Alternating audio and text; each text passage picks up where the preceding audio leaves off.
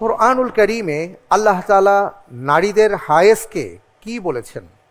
এ, একটি প্রাকৃতিক বিষয়, বি, একটি রোগ, সি, এটি কষ্ট, ডি, এটি ঘৃণিত বিষয়।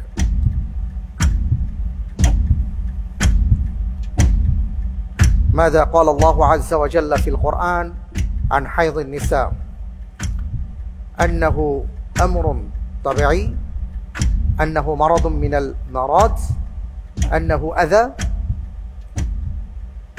إنه أمر مكروه। আমি মাত্র প্রশ্নের উত্তর হিসেবে বেছে নিচ্ছি অপশন সি, এটি কষ্ট। কষ্ট? জি। কুল হুয়া আযা কোরআনুল কারীমের শব্দ। আমি কি তাহলে এটা নিশ্চিন্তভাবে নেব? জি ইনশাআল্লাহ। নিশ্চিত করা হোক, সি, এটি কষ্ট।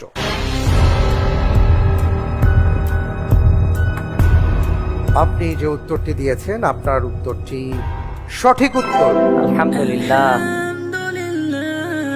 এই প্রশ্নের ক্ষেত্রে আমরা একটা বিষয় খেয়াল করেছি যে একটা সময় ছিল যখন পৃথিবীতে নারীদের কোনো মর্যাদা ছিল না, এবং বিশেষ করে এই সময়টা যখন তাদের আসতো তখন তাদেরকে হয় একটা ঘরে বন্দি করে রাখা হতো, অথবা তাদেরকে খাবার দেওয়া হতো না, অথবা তাদের সাথে খুবই রূঢ় আচরণ করা হতো, অমানবিক আচরণ করা হতো, এবং নানা ক্ষেত্রে তাদের ক্ষেত্রে নানা শব্দ ব্যবহার করা হতো।